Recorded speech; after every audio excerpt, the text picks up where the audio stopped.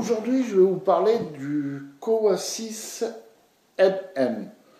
Alors, Kowa 6 MM, c'est exactement le même qu'un Kowa 6 standard, sauf qu'il a deux boutons supplémentaires. Le premier, c'est pour remonter le miroir. Alors, je vais vous montrer comment ça se passe. Et le deuxième, c'est pour faire la surimpression. Alors, quand on va dire, j'arme mon appareil. Je fais ma visée d'objectif. Une fois que j'ai fait la visée de l'objectif, je tourne le bouton vers moi pour enclencher la fermeture du miroir. Mais on voit toujours là. On déclenche, on ne voit plus. Mais la photo n'est pas prise. Il faut appuyer une deuxième fois sur le bouton. Et là, vous prenez la photo. Alors là, je l'ai mis en position une seconde. Mais enfin, ça serait pareil si je le mettais à un 125e. D'ailleurs, je vais vous faire le truc. La démonstration. Là, je vais me mettre à un 125e. Ça sera exactement pareil. Voilà. Je tourne mon bouton. À chaque fois, il faut tourner le bouton. Hein. Hop, vous tournez le bouton. Vous appuyez une première fois, le miroir se lève et il finit de se lever au deuxième déclenchement. Ça fait qu'il n'a pas de vibration. Pourquoi? Parce qu'en fait, je vais vous montrer ça avec l'objectif enlevé.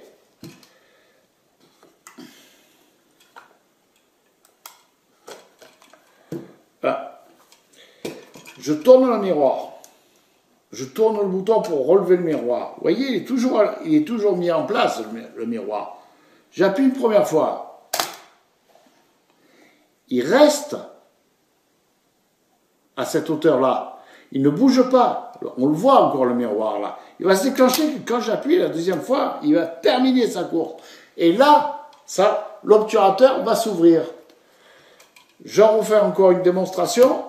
Alors, souvenez-vous, j'arme le boîtier, je le mets en position armée, mon objectif, j'aligne bien les deux repères,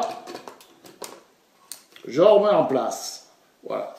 Donc là, je vais me mettre sur une seconde, exprès pour que vous puissiez voir ce qui se passe en réalité. Je vais enlever le dos.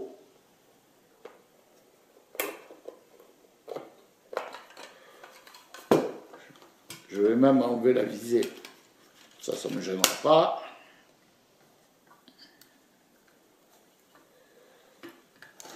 Hop, ça ne me gênera pas. Pour enlever le dos, j'enlève le dos. Voilà. Alors je reprends. Je suis en position armée, à une seconde. Je tourne le bouton pour relever le miroir. Là, vous allez le voir automatiquement, parce que vous allez, regardez bien, au fond, vous allez voir l'objectif. Voilà. Là, on voit l'objectif. Il est fermé, en fait. Si vous regardez bien, il est fermé. C'est quand je vais appuyer la deuxième fois que le déclenchement va se faire. Vous avez compris? Je le refais dans le sens, pour ceux qui n'ont pas vu. J'arme, je tourne mon bouton. Je déclenche, et là je rappuie une deuxième fois pour prendre la photo. Ok? Donc il n'y a pas de vibration, parce que la première vibration, l'appareil ne déclenche pas. Elle vient en butée, à 1 mm.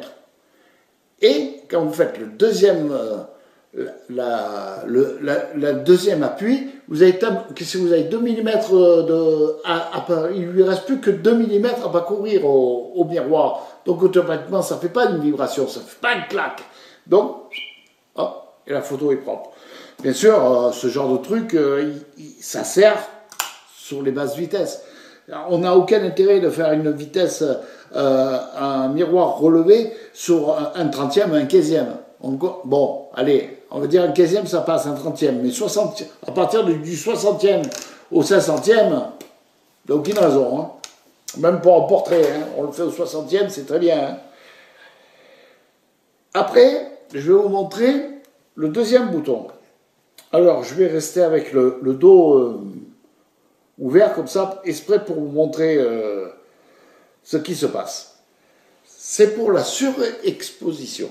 Donc, la surexposition. Donc, qu'est-ce que je fais? J'arme et je déclenche pour faire une photo. Là, je vais vous montrer. Quand j'arme, la roulette réceptive du film tourne. Regardez bien. Ouais, bien sûr, c'est pas évident de tout faire en même temps. Voilà, ça tourne. Ok, ça enroule. Une fois que c'est donc vous avez pris, vous prenez votre première photo. Vous voulez rester sur la même position de film. Donc vous tournez votre bouton et vous allez voir que j'arme, la molette n'avance pas. Cette molette n'a pas avancé. Ça fait qu'on reste toujours sur la même position de film. Et je déclenche. Et c'est pareil pour si je veux faire une troisième surexposition.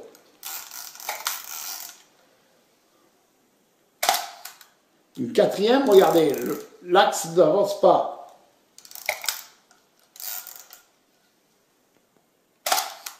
Par contre, quand j'en ai marre, je remets le bouton en position initiale et là, automatiquement, mon axe avance. OK? Voilà. C'est la seule différence qu'il y a entre un Kowa 6M et un 6MM. Je vais remettre le dos. Ça sera fait.